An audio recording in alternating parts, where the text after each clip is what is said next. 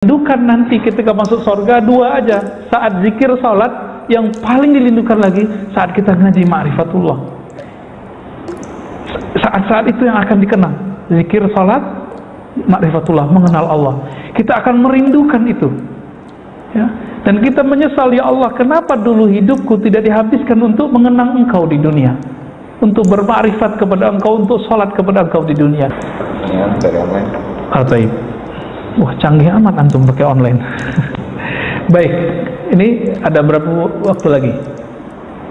5, 10? Baik, ini ada pertanyaan ya.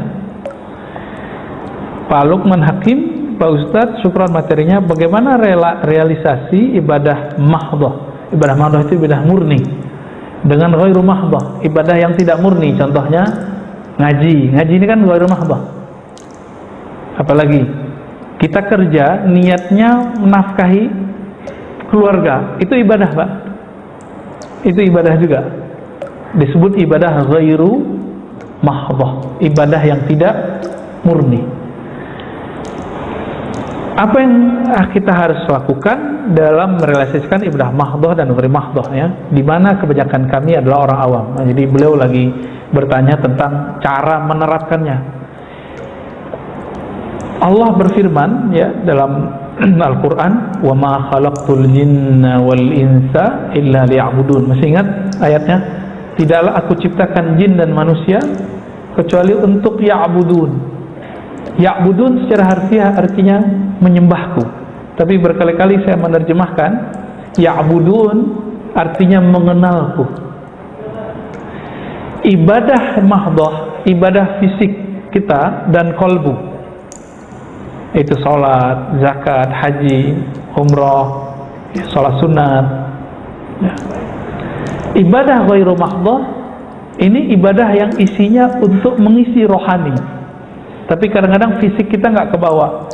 Dan perlu diketahui, kadang-kadang ghairu mahdhah itu secara kualitas lebih tinggi daripada mahdhah, kadang-kadang lebih wajib daripada mahdhah. Contohnya, ketika ada ta'lim, kita masuk masjid, mau tahiyatul masjid, lebih dahulukan tahiyatul masjid atau ta'lim?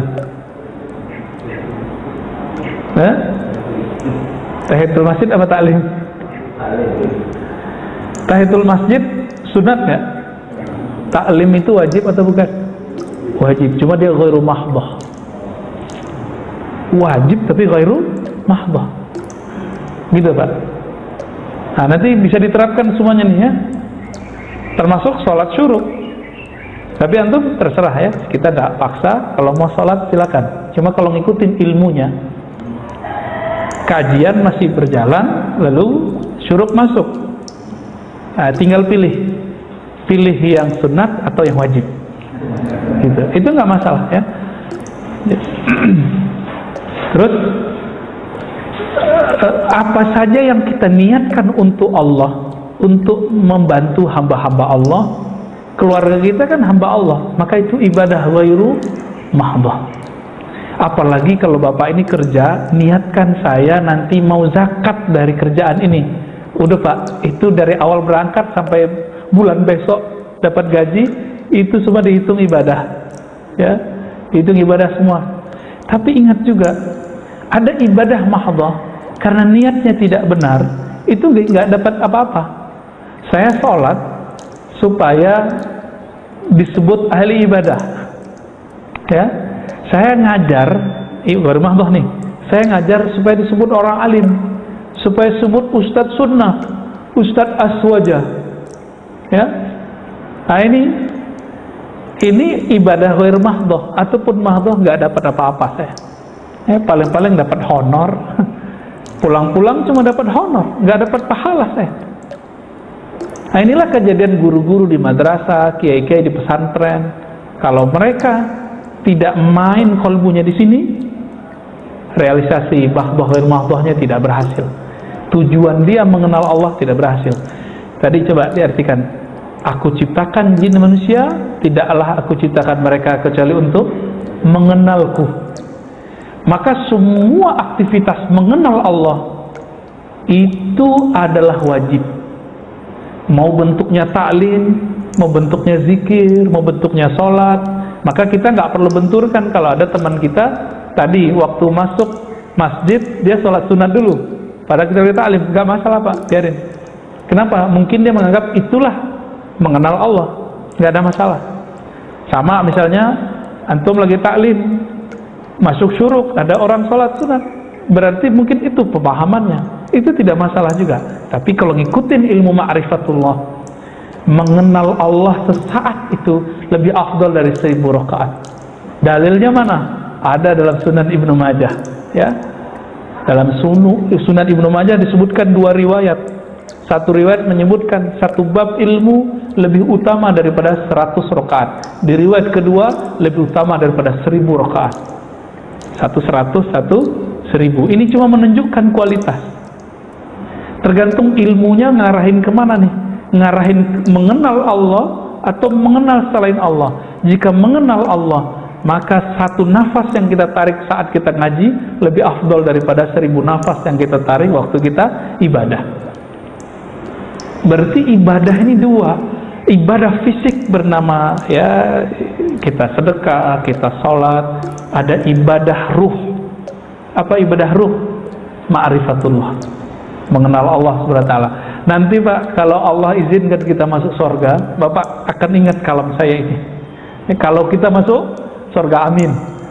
Yang kita rindukan nanti ketika masuk surga 2 aja. Saat zikir salat, yang paling dirindukan lagi saat kita ngaji ma'rifatullah. Saat-saat itu yang akan dikenang. Zikir salat, ma'rifatullah, mengenal Allah. Kita akan merindukan itu. Ya. Dan kita menyesal, ya Allah, kenapa dulu hidupku tidak dihabiskan untuk mengenang Engkau di dunia, untuk bermakrifat kepada Engkau, untuk sholat kepada Engkau di dunia. Jadi tolong Pak, besok kalau kerja berangkat zikir aja di jalan ya, radionya kecilin aja, selesain dulu wirid. Nih saya ijazahkan wiridannya. Pertama istighfar 100. Ini wirid para sahabat Nabi, kemudian dirumuskan oleh Imam Abdul Hasan Asyadzili. Pertama apa? Istighfar 100 sambil jalan aja. Ya, lihat aja tuh jamnya, kira-kira kalau udah 3 menit selesai. 3 menit atau 5 menit selesai. 15 menit doang atau 20 menit. Yang kedua, la ilaha illallah. Sama kan zikir-zikir lama juga kan? Ini yang kita sebut di khutbah kemarin. Jika ada orang membaca la ilaha illallah, ada orang baca gitu dari kolbunya, Allah kan selalu mandang kolbu kita. Untuk orang yang membaca ini, Allah berikan pandangan istimewa. Di belahlah langit dan bumi, Allah sekedar memandang dengan keistimewaan rahmatnya, bahwa orang ini diangkat jadi kekasihnya. Ini nanti Bapak sambil nyetir bisa jadi waliullah. Ya, jadi Allah mudah Pak. Yang penting bacanya lisan baca, kolbu mengikuti. Tapi walinya baru wali umum ya, belum wali khusus. Wali khusus ada tugasnya kerohaniannya. Gak kuat antum itu ya. Wali khusus itu ada tugas berat. Tugasnya kalau mu'alim itu siap dibenci orang ya, siap mendatangi tempat-tempat yang tidak ada materi di situ ya. Di situ hanya menghabiskan materi kita. Ada Pak nanti. Orang-orang begitu tuh ada. Itulah Nabi. Nabi kan datang ke mana-mana. Itu pakai dananya, pakai dana sahabat. Habislah dana mereka untuk dakwah. Puncaknya jihad. Ini dakwah belum ada, udah jihad-jihad aja ya. Hayya alal jihad ya. Ke laut aja kalian tuh ya. Orang belum ngaji bab tentang apa itu ibadah dengan benar, mereka sudah buat hayya alal. Mana ada di kitab fikih, di kitab hadis hayya alal sholat diganti hayya alal jihad. Itu bid'ah itu Pak. Itu yang finnar kata Rasulullah itu. Ya. Man ahdatsa fi amrina hada ma laysa minhu fawarat.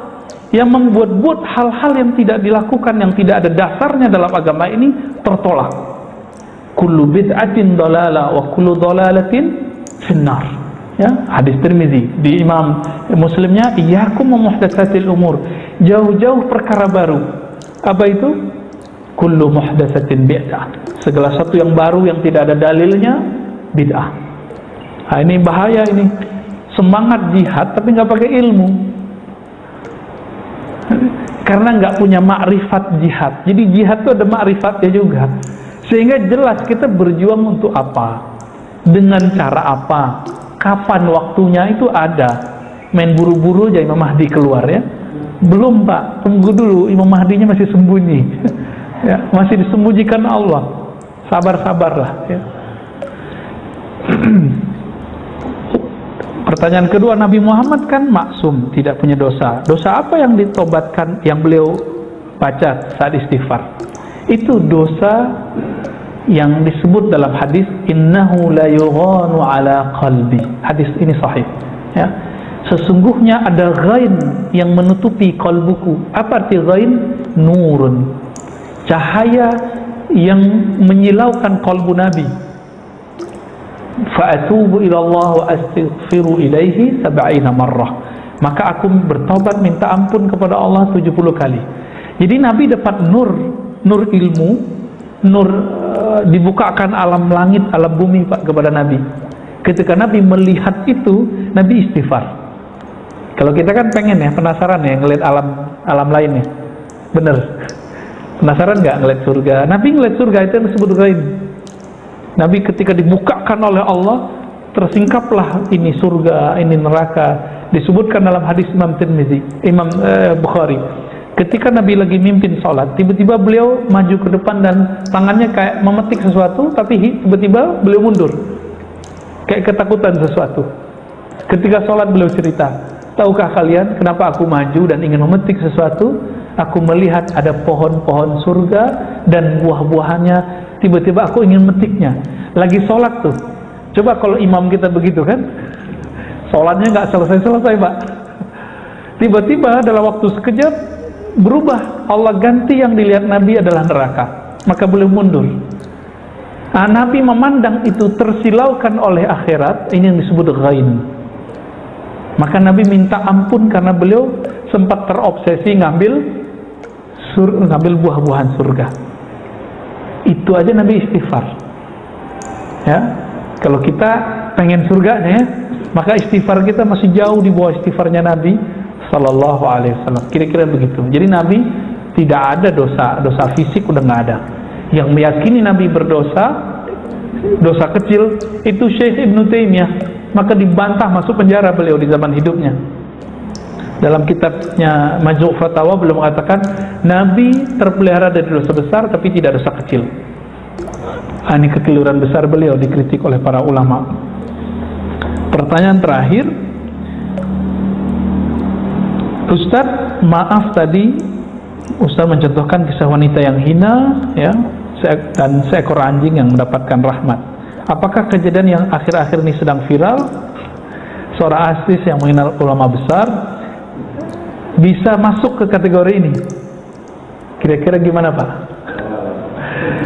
Pertama, wallahu a'lam. Tapi kenapa Nabi menyampaikan hadis tadi? Karena itu akan terjadi setiap masa Pak.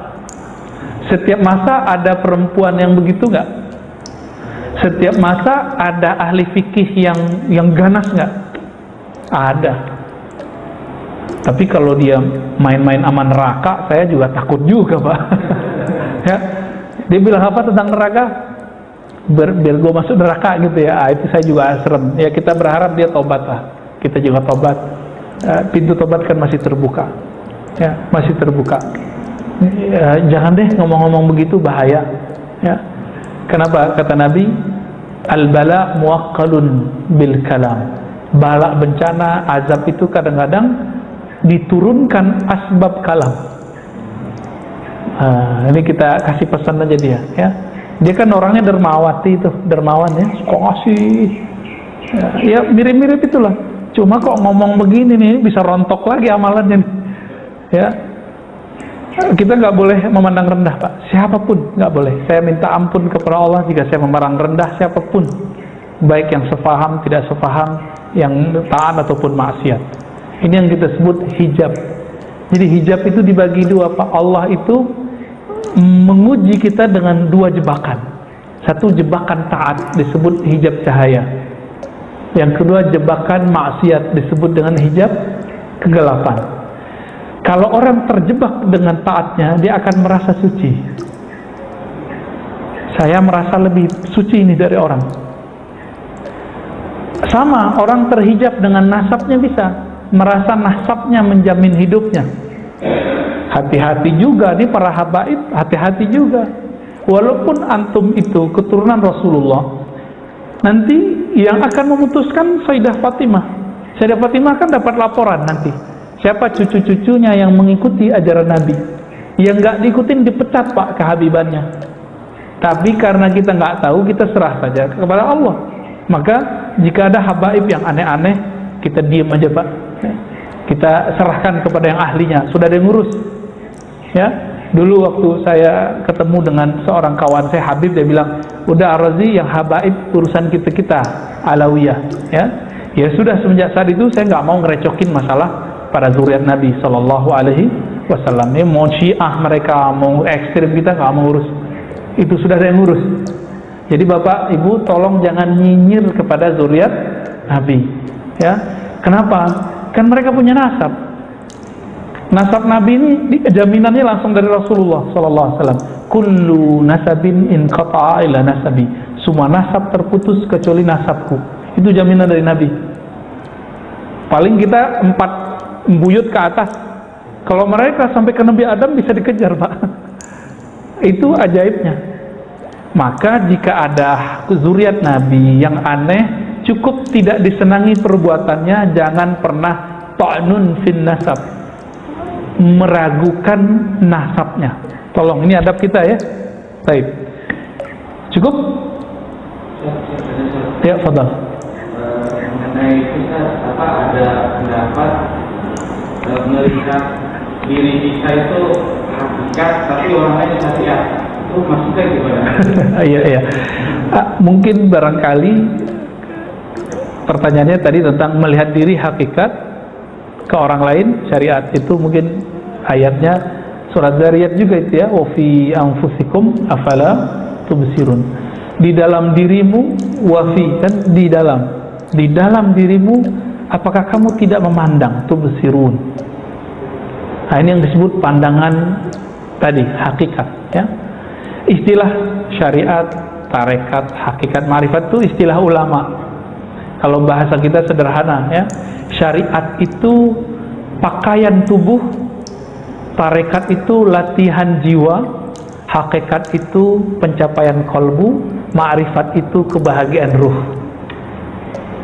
Ma'rifat itu ilmu artinya. Ilmu, maka disebut ma'rifat. Untuk apa orang berlatih zikir? Supaya dapat ilmu. Untuk apa orang ngaji? Supaya dapat ilmu. Semuanya itu dapat ilmu. Jadi tidak salah istilah begitu ya. Ada lagi? Tadi itu baru 2 saat yang tadi dikasih baru apa? Oh ya, zikirnya ya. Astagfirullah 100 kali, la ilallah 100 kali. Yang ketiga, salawat 100 kali. Yang pendek aja, sallallahu ala Muhammad. Pendek ya, nggak usah ngapal-apalin. Kalau lebih bagus, Allahumma sholli ala Muhammad wa ala ali Muhammad. Boleh pakai Sayyidina Muhammad, boleh tidak. Yang ketiga, yang keempat, subhanallah wa bihamdihi subhanallah al-azim. Orang yang baca ini, yang terakhir ini, subhanallah, ini tidak akan miskin seumur hidupnya. Tapi berzikirlah ini bukan karena takut miskin, tapi karena ingin mendekat kepada yang maha kaya, Allah subhanahu wa ta'ala. Minimal perasaannya nggak merasa miskin walaupun hidupnya sempat susah ya. Itu subhanallah bihamdi subhanallahil azim. Nanti di lain waktu kita syarah. Jika waktunya banyak, tambahkan ya latif 129 kali. Ya latif, ya latif, ya latif. Ya, bisa dihitung pakai ini. Ya latif, wahai yang maha halus, yang maha lembut takdirnya, kudrah iradahnya. Nah, itu ijazah yang saya dapatkan dari masyayikh kita untuk zikir pagi dan sore. Nah, itu yang saya amalkan pak, pagi kalau pulang pengajian, pulang subuh, itu di rumah, khusus di rumah saya amalin itu, supaya di rumah kita bercahaya. Kalau nggak di kendaraan ya, supaya kendaraan kita ikut bangga. Jadi dimanapun tempat kita berzikir, itu tempat itu nanti jadi saksi. Dan mereka mengatakan, wahai benda-benda selainku, saksikan bahwa aku sedang ditempati oleh orang yang berzikir. Begitu dalam riwayat Imam Ibnu Mubarak dan hadisnya hasan. Semoga kita termasuk yang mereka banggakan itu. Amin. Dengan ini saya ijazahkan zikir maksurat ya, maksurat terpendek 5 zikir Astaghfirullah, la ilaha illallah, sallallahu ala Muhammad, subhanallah bihamdihi azim, ya latif, sebagaimana saya diijazahkan guru-guru kita. Ya, ala hazinnya wa lima syekhina al-Fatihah.